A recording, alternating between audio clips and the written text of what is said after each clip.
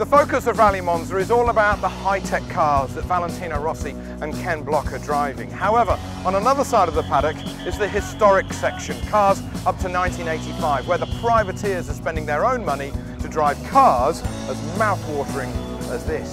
Well, it wouldn't be Monza without a Ferrari racing, and this is a 308 GTB. It's from the early 80s. I have never seen one of these before, and I've just got to get up close. I used to have a poster of this on my wall when I was a kid. You certainly don't get these in England, but you do get them in Italy. This is immaculate. They've done it absolutely right. Now, we caught up with the historic cars in the paddock earlier, but this is the historic final. Two Porsches in the wet, about as hard as it gets. It's Martini versus Master. Back up to Dave for the next head-to-head battle. The historic cars final about to get underway. So Porsche power. And away we go. As the Porsches of Montini and Musti make their way onto the first part of the lap.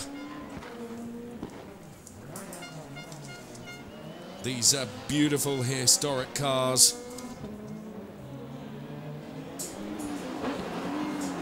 Around the bollards.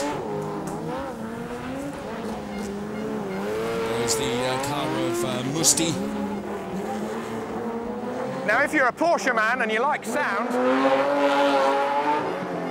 just listen to that. Montini now into the bollards. Around the bollard he goes, gets the back end out of that and does that really very, very well.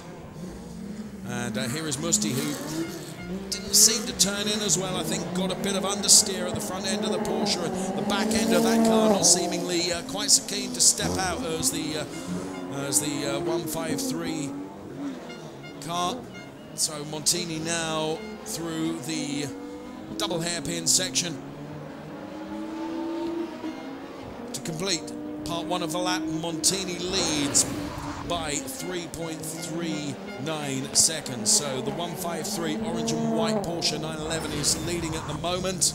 It just seems that, you know, the setup of the Musti car is not just quite as good as the Montini machine. And this is the historic final that we're watching here as part of the Monster Energy Monza Rally show.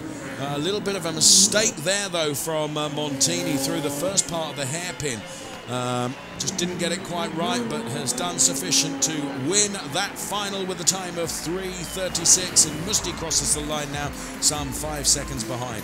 So many congratulations to car number 153 and the pairing of Montini and Belfiore, his co-driver, taking the victory and doing some celebratory donuts as well, and why not indeed, it should be positively encouraged. The historic final won by Martini by just 5 seconds, yet more history being made here at Monza by Porsche.